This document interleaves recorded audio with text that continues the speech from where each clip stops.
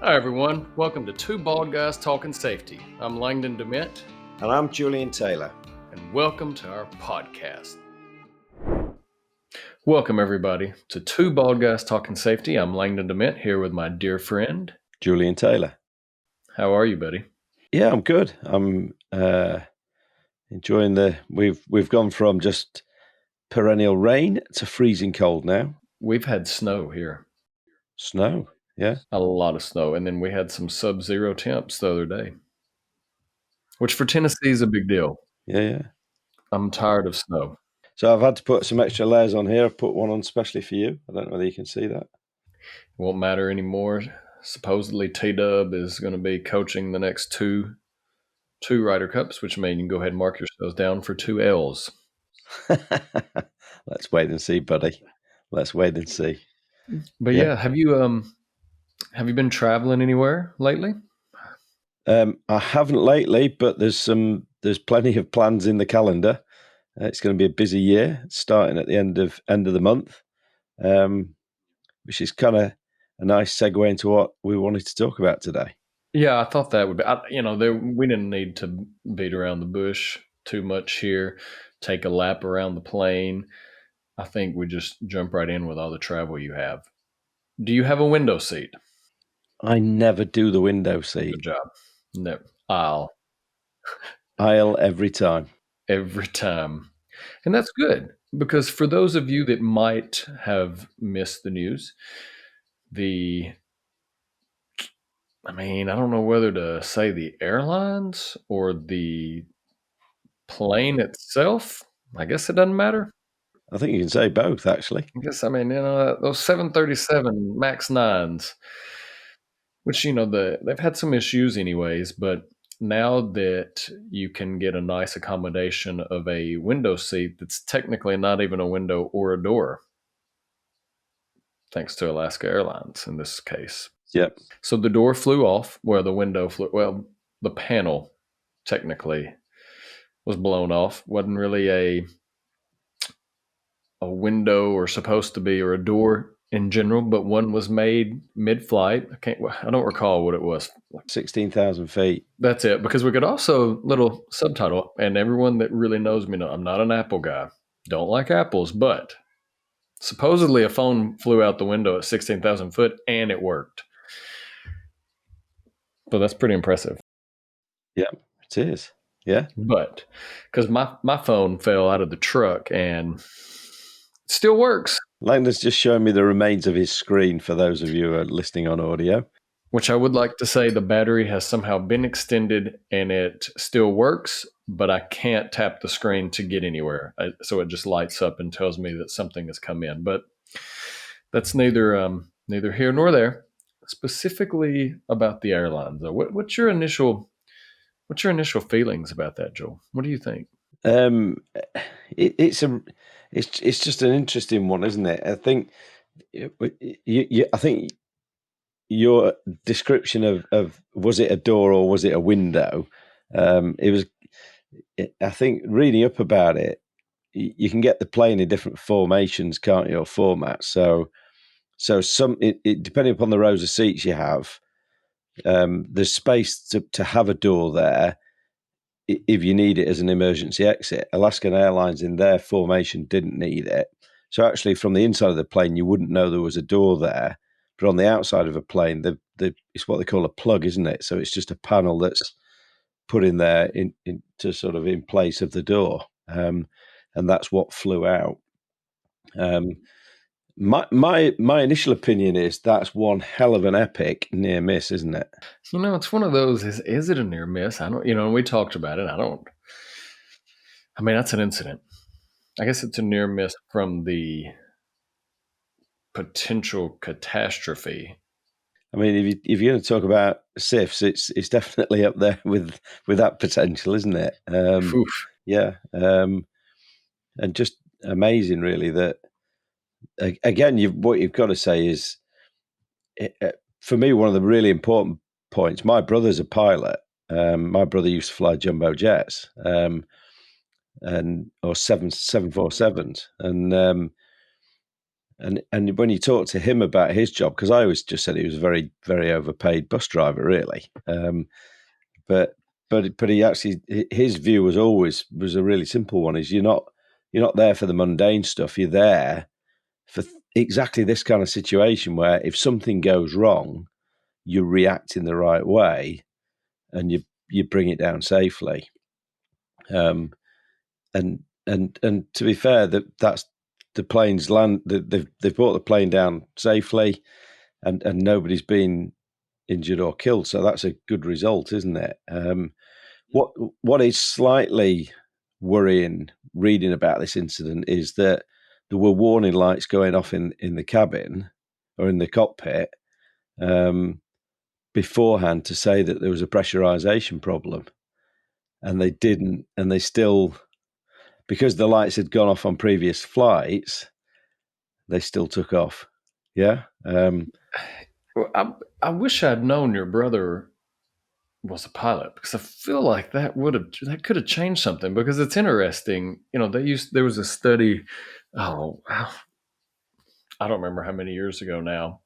Um, I mean, it's in the last 10 years, so there's still relevance. But they said that pilots, like in a flight, typical airline, yeah, and I don't remember the span, but might make anywhere from like 5 to 7 errors. But the thing about it, those errors were never consecutive. So, little things. I mean, you think about it, driving a vehicle. Yeah, I'm sure I make little errors of speeding or hitting a brake to, just little things, but they're never consecutive that lead to something. So, his response to this was pretty interesting, just that comment, because you don't think about the mundane. They saw that pressurization, and I'm not going to speak for him, but just assuming they just thought that maybe it was a little fluctuation, or they looked at it, couldn't find anything, and then you start realizing, and fair, they were successful in, the takeoff occurred, a new window was made, and then everyone was fine. I think they moved, some of the people were right there, but you still saw the row behind them. People were sitting there. That picture, I don't know if you saw those two people. They were just sitting there with their mask on, and it went, But it shows, I guess, the recognition, and everything else, fortunately, was successful in the way it should be. So an incident was a safe failure, if you will, I guess. I mean, that's the best way to say that. Be interesting to see what other people's thoughts are in terms of whether it was a near miss or not. Yeah, even for the people on the ground where the plug landed, because it landed in somebody's back garden, didn't it? And that's amazing that nothing ever, I feel like you hear things fall, but out of planes before, but nothing ever really, to my knowledge, which is very limited, it never hits anyone. I mean, if that had landed on somebody, it would have killed them. Yeah, yeah, I mean, that's a good point as well. yeah. Can I point out the most frustrating thing about having a brother who's a pilot who flies transatlantic? I've never actually got an upgrade out of it. That is pretty sorry there. That's Yeah, the best I've ever managed was a bit of extra. I think a few extra gin and tonics on a flight home one time when because they were full and they couldn't. There was no space to move me, and the guy next door to me couldn't work out why I kept getting plied with free alcohol all the way back. well, I guess if you drink enough, you don't care if you get an upgrade. Yeah, well, that's it. Yeah, But I do think so. We had this incident. I saw the NTSB just made, which Traffic Safety Board just made um, some partnerships with FAA, or not partnerships, but some research with FAA and others, and found some more insight to where those little boats came from. But the scary thing to me is, which, I mean, you and I travel quite a bit. I don't travel as much as I used to, but still travel pretty good bit.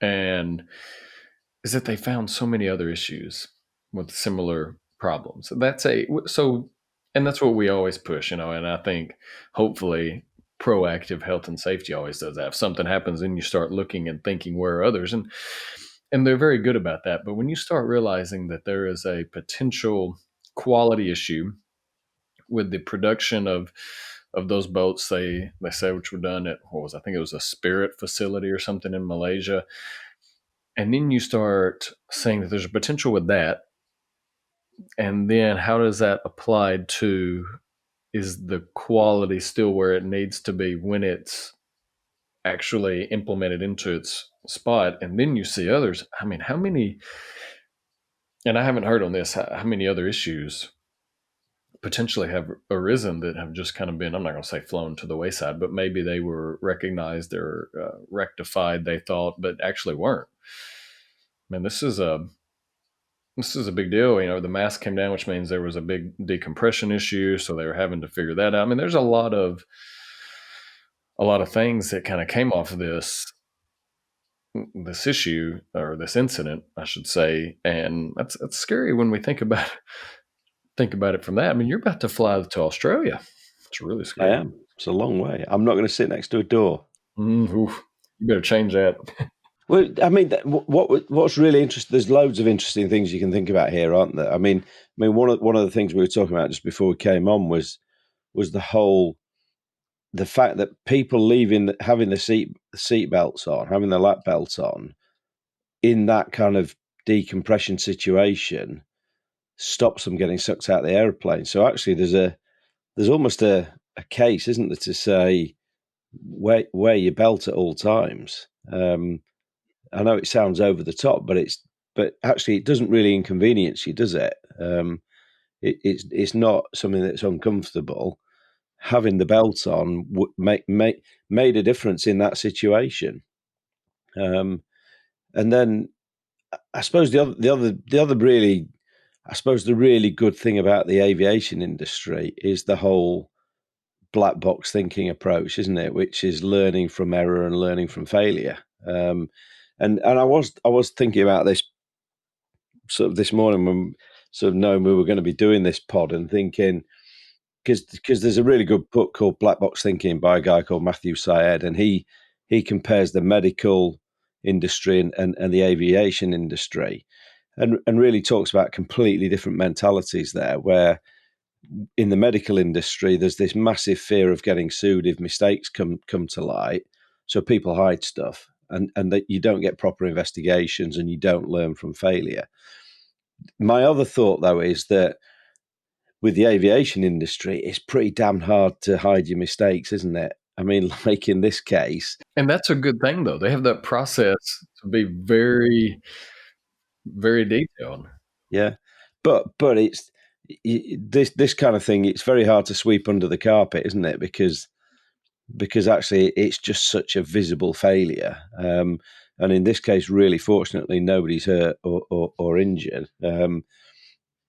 But the thing that the aviation industry are brilliant at is when something goes wrong, immediately the whole industry takes note, even from the starting point of, right, okay, if there's a concern about a particular plane, as in this case, right, that plane gets grounded until we know what's caused this particular problem. And then you've got the whole things around traceability, haven't you? The fact that you can identify where that plug came from, where the bolts came from. You can go back, you can find out, is there a quality issue? The quality issue can then be put right. And again, every airline can learn from that and make sure that the planes that they have got are safe to fly. And I think that's probably the biggest takeaway you can take away from this kind of an incident, even if you're just a sort of generalist health and safety practitioner, it is actually the importance of learning from failure, isn't it? And we've talked about that lots of times before. And I think it's still something that probably a lot of businesses could get better at. We tend to have a think about sort of post incident. If something's happened, we'll think about it. We're not always so good at distributing those lessons learned, are we, to the broader organization?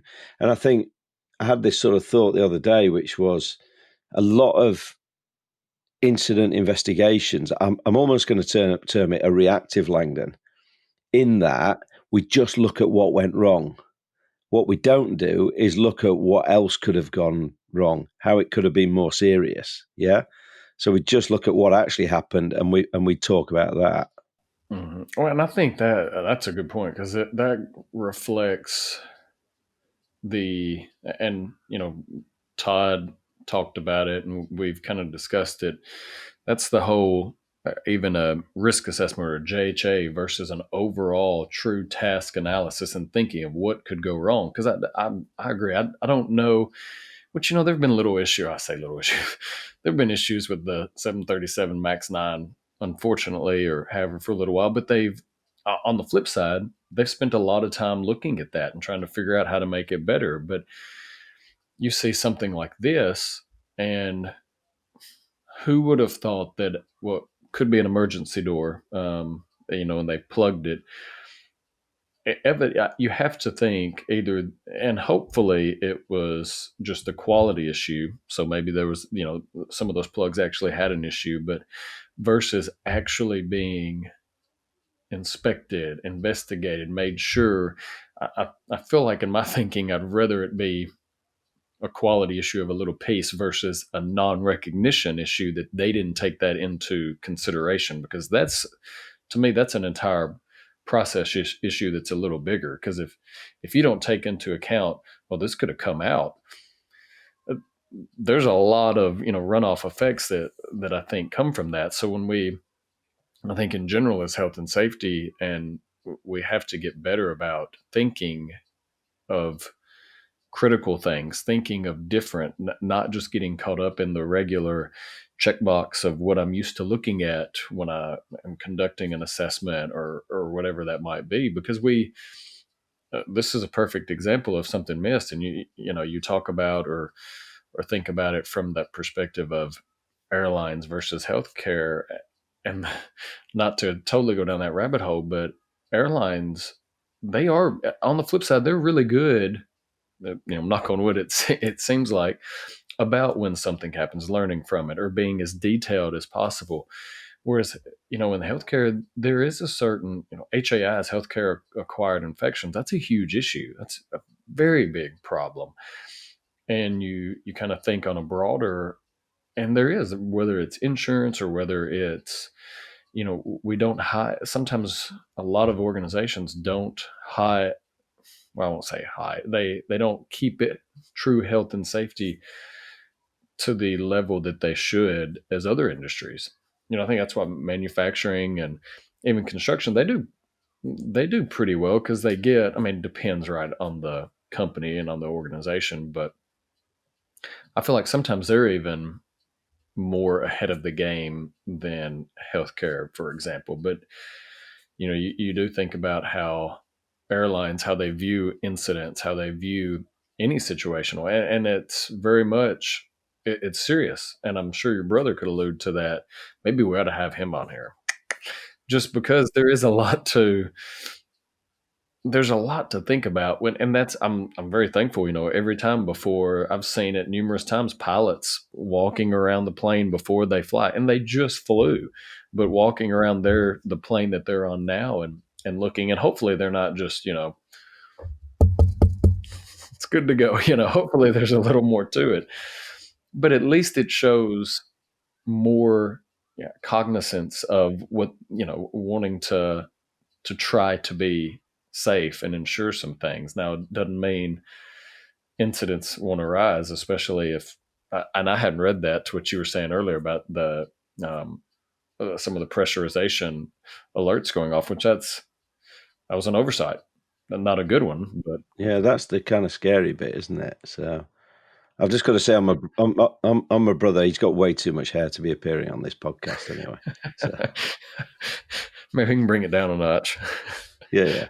But it's interesting, and I mean, I've not thought about this for a long time, but going back years, I had to have some surgery, and I had my gallbladder removed, and I had some issues afterwards, and I had to have this other procedure done, and I ended up, the procedure went wrong, and the surgery went wrong, and I was off work for 2.5 months.